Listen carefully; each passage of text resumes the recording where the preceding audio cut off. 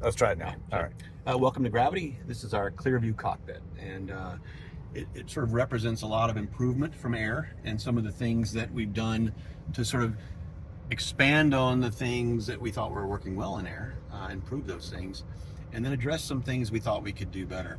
One of the things you might notice right away is the steering wheel position, that shape and its ability to sort of not obstruct that upper screen. Yeah, that's something a lot of OEMs have been moving towards recently.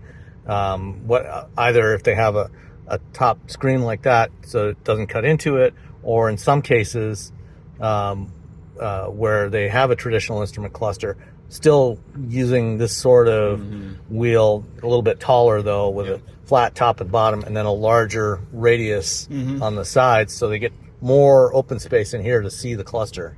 Right, and for us, there's a huge drivability component to this. We really want to not compromise anything about the ability to drive the car, handle the turns, still keep that performance in driving with the wheel, but not sacrifice any of the visibility. So we think it's great. It's a great way to sort of do both. We can have great drivability and reduce the obstructions for the screen. Okay. So, back at the LA Auto Show in 2023, when Gravity was first shown publicly, you and I sat down in the car and went through some of the changes in UI relative to the Air.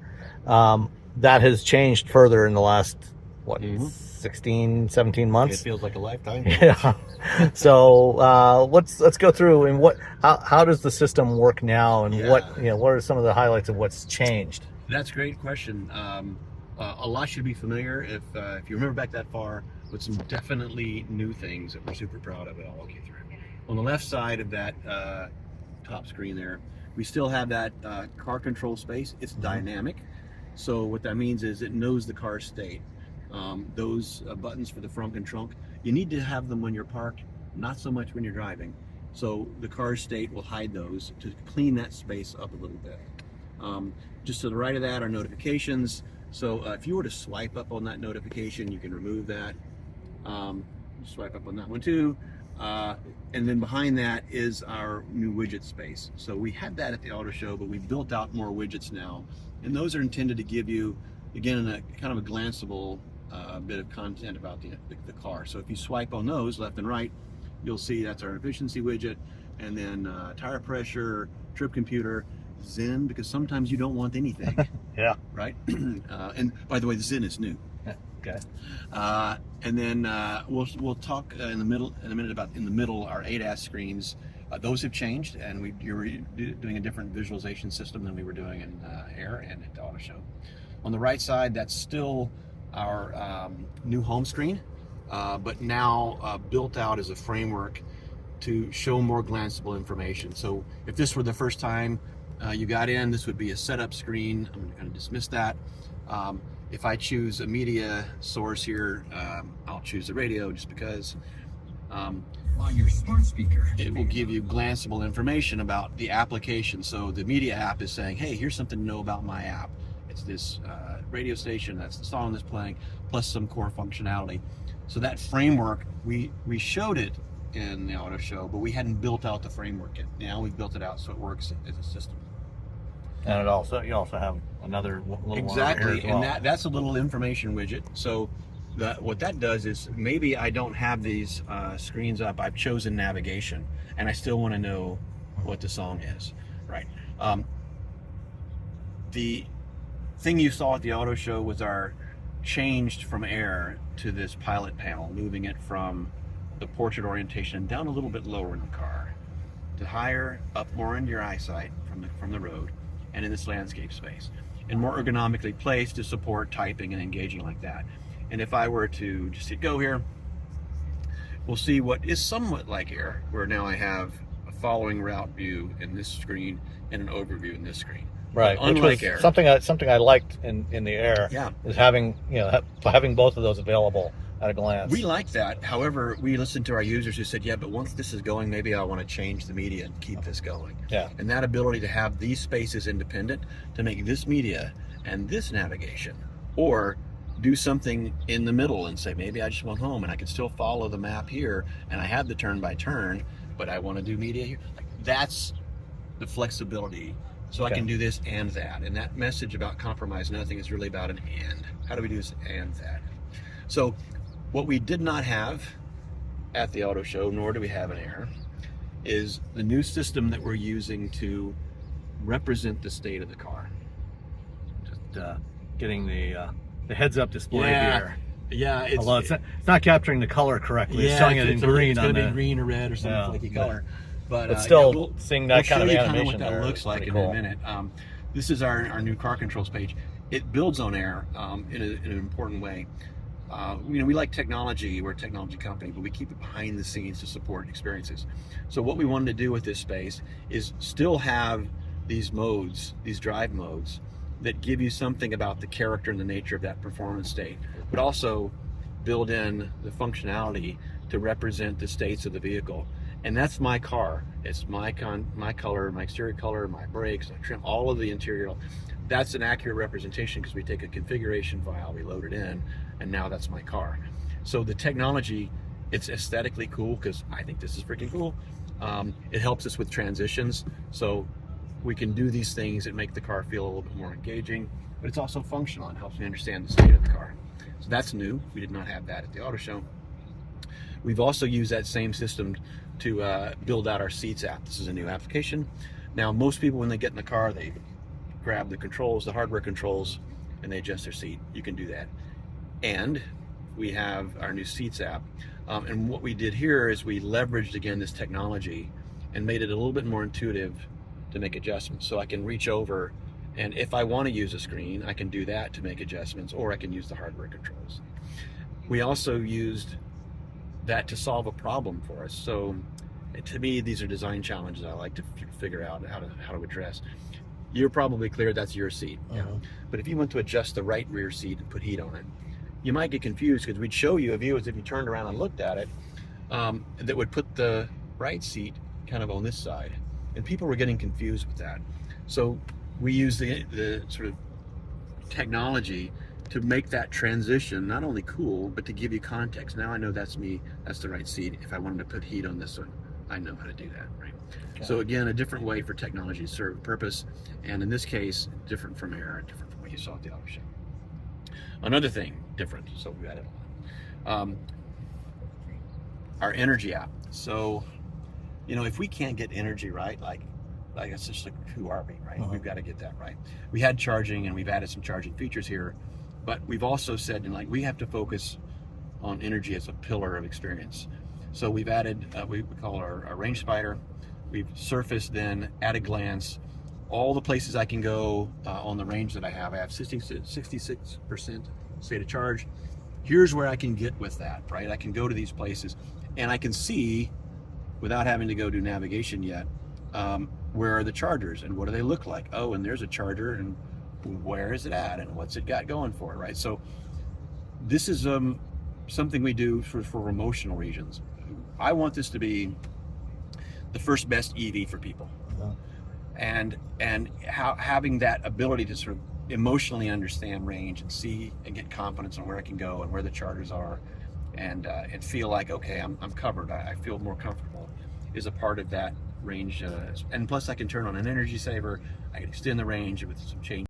That's a really important thing for us to go and deliver on. So that's not something that we showed at the auto show, and something we've given a lot of time to, this idea of energy. The last thing I'll show you, well, actually, I'll show you a couple things. Let's talk about hardware. So, touchscreens, this entire space is a touchscreen. In Air, we really only have the edges touch screen. This entire space is touchable. Now, we don't usually have touch elements while you're driving in that center space, but we can.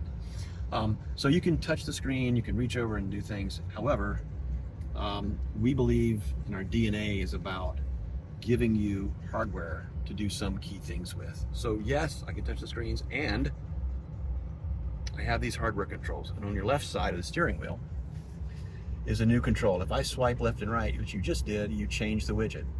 So I can keep my hands on the wheel and pop through those and see something different, right? And so if I maybe want to understand that efficiency widget, but I don't want content there all the time, I switch from Zen to that real quick and back to Zen maybe, just to kind of keep things clean. If the notification comes in over there, just swipe up on that steering wheel. I'll do it again. And yeah, sorry. That's okay. I can easily generate a new notification. Swipe up, and there's go. Right. So hands on the wheel, eyes on the road. Something came in, I don't care. Swipe it away. Same thing on the right side, except with this right steering wheel control. Now if I swipe up and down on the center of the screen there, the center of the area, now I'm choosing different applications. So I can just keep swiping up and down and choose a different application to go to. And again, keep my hands on the wheel, eyes on the road, and very quickly make changes. Now if I go down to media, just swipe one more down, and now swipe to the right. Those are the most recent, in this case, Sirius XM channels or title songs I've listened to. So I can really quickly go down and switch a radio channel, or down and pick a different playlist. So keeping your hands on the wheel, making quick changes, course changes. It's not navigating every single element of the UI and getting fussy about things. It's just these quick course gestures. We use gestures all in our life on digital products now. So having those in the car, we think is a really important thing to add. But I can always reach up and touch the screen if I want to. The other thing is we've added more hardware controls than we have in Air. We've added these customizable buttons. There are 3 customizable hardware buttons now. 2 here and 1 on the steering wheel. That one right there. If you press that one, what we're doing is letting you choose drive modes. Oh. Now, that's the default. So if I'm in Swift, I'm gonna jump into the horsepower space real quickly. I can just hit that and swap over to it. But you can change your mind. If you don't want that, you can assign it to something else. Okay. Same thing with these other 2. Also, volume, change volume that way, change volume on the steering wheel by pressing it up and down here. So again, keep my hands on the wheel, do these core things. If you have a, there you go. If you want to change the temperature, why should you have to go into an HVAC application if you just want to reach over and bump the temperature up and down at the fan speed? So we really as it should be. Right? I mean, it's not hard, right? The other thing is, as it should be, is I can reach over here and just grab the tab and move the vents. I don't have to touch a touch screen. Yeah. I can just redirect the airflow. It's super important for these hardware things. And it's, yes, and I can touch screen and I can do that. So it's choice, it's personal configuration. So with all that said, I want to show you one more thing, and I'm just going to turn off the radio and I'm going to end this trip. At the LA Auto Show, we talked about our sanctuary content and that experience that we wanted to create. And really thinking of this as a framework for us to put different kinds of experiences in the car that celebrate these amazing screens that we've created, and dynamic ambient lights and Dolby Atmos and massage seats. So this is some content in our Lucid Spaces category that represents sort of California landscape elements that sort of align with our brand. So this is for when you're parked. Right. Yeah. So maybe I'm charging and I don't really want to spend time in the Walmart right now. And I can take a bit of a moment for me and just sort of relax. It's kind of a chill thing. Zone out, watch this music, the audio, the lights kind of surrounding me. So we have multiple Lucid Spaces programs like this. And this one is about 10 minutes, but they vary in length. And in this case, you go from like morning to evening, the golden hour in Half Moon Bay. This is just down from our office in the North Bay area. We also have,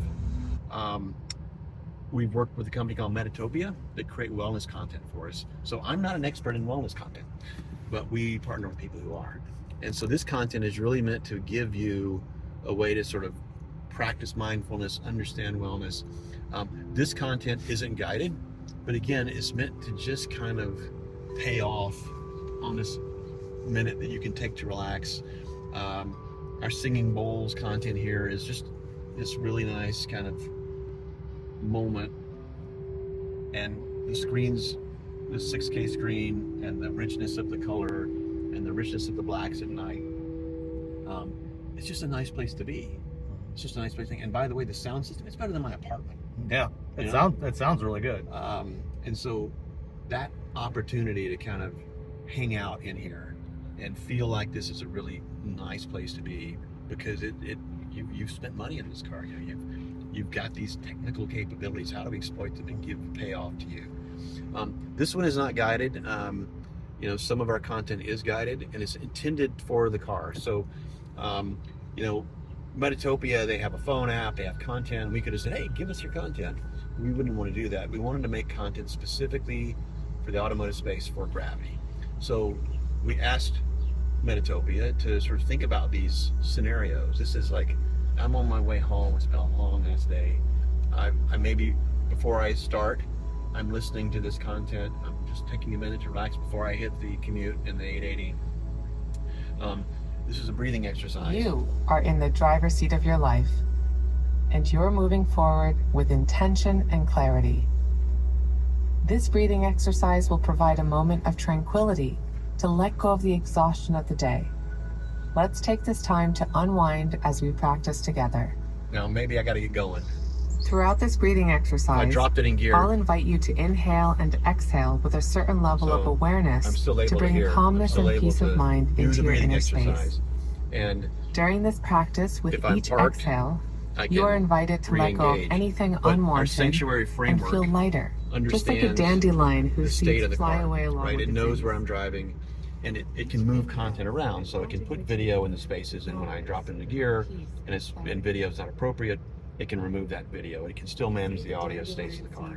So we spent a lot of time on that framework, that capability as a platform to deliver great experiences and to allow different kinds of content to be available. One of the kinds of content that we're making available is media applications.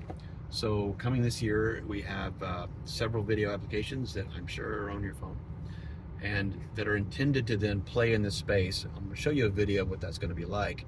But it's leveraging, again, these screens to be able to put content here, here, or here, and make that really an immersive space, especially with the lighting, especially with the richness of the Dolby Atmos. High definition video on the Clearview cockpit, pilot panel, and rear display.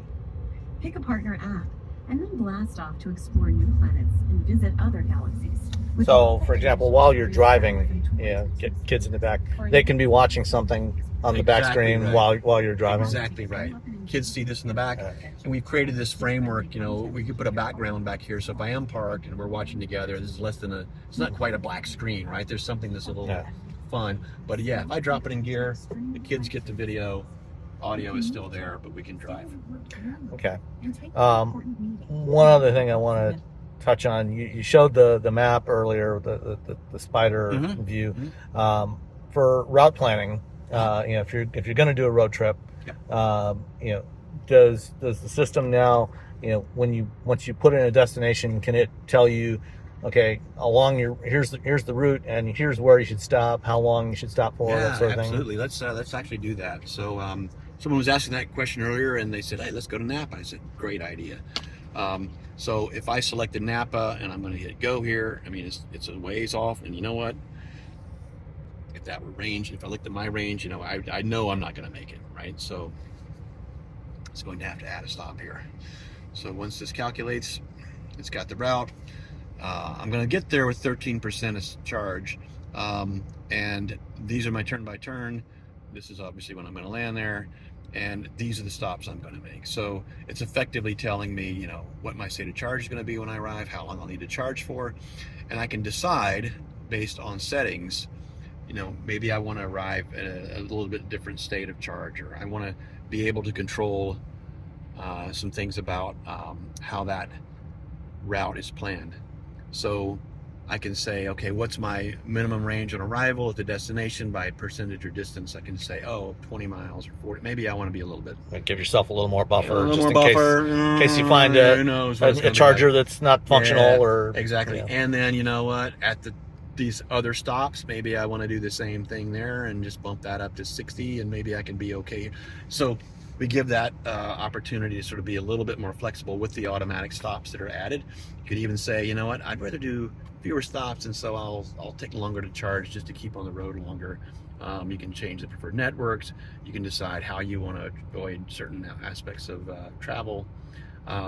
So yeah, that's all part of our navigation system. We spend a lot of time working on navigation because, like energy, it's sort of one of the core, we call them strategic experiences, the things that we got to get right.